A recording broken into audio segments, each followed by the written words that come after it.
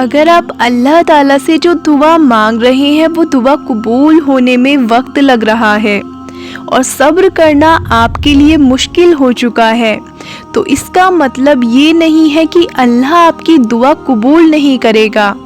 اللہ کے نبی علیہ السلام کے لیے بھی دیر کی گئی تھی۔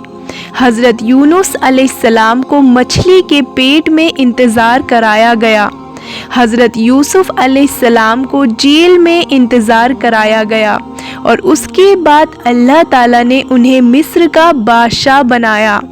زکریا علیہ السلام کو اولاد کے لیے انتظار کرایا گیا۔ اگر اللہ آپ سے بھی انتظار کرا رہا ہے تو یقین مانے آپ صحیح راہ پر چل رہے ہیں۔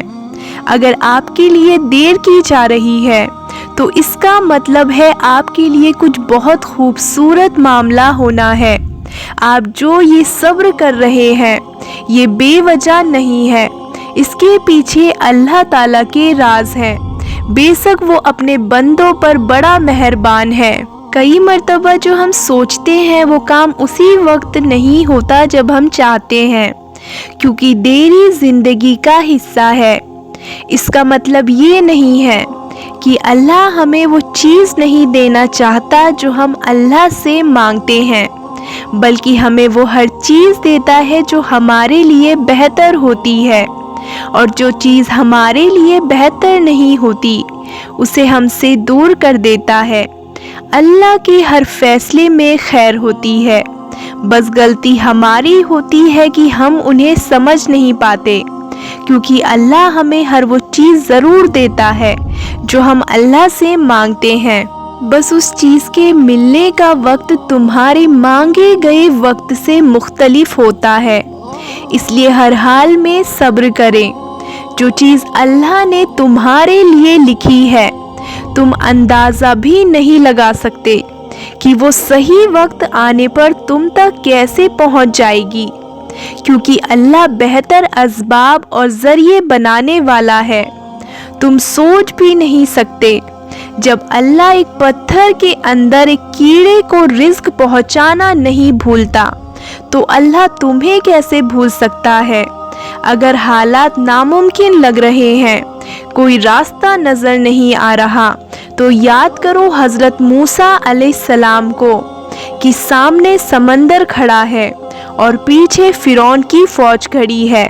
اس وقت جب بنی اسرائیل کی پوری قوم حضرت موسیٰ علیہ السلام کو کہتی ہے کہ اے موسیٰ ہمارا اب کیا ہوگا، ہم تو مارے ہی جائیں گے، اس سچویشن میں بھی حضرت موسیٰ علیہ السلام کا اللہ پر کامل یقین تھا، اور حضرت موسیٰ علیہ السلام نے فرمایا کہ مجھے یقین ہے اس رب پر جو دونوں جہاں کا مالک ہے، اور وہی ہے جو بہتر راستہ بنانے کی طاقت رکھتا ہے۔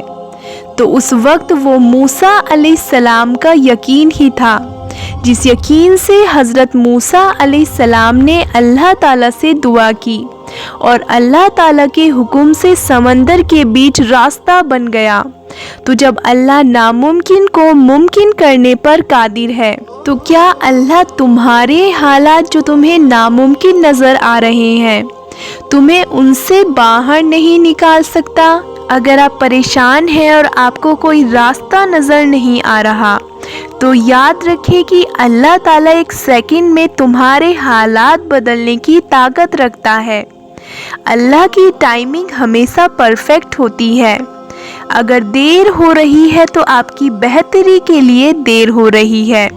اللہ بہتر جانتا ہے آپ کے لیے کیا صحیح ہے اور کیا غلط، آپ کو کس وقت کیا دینا ہے اور کیا نہیں، اور جو نعمت جتنی دیر سے ملتی ہے وہ اتنی ہی برکت والی، عزت والی اور سکون والی ہوتی ہے۔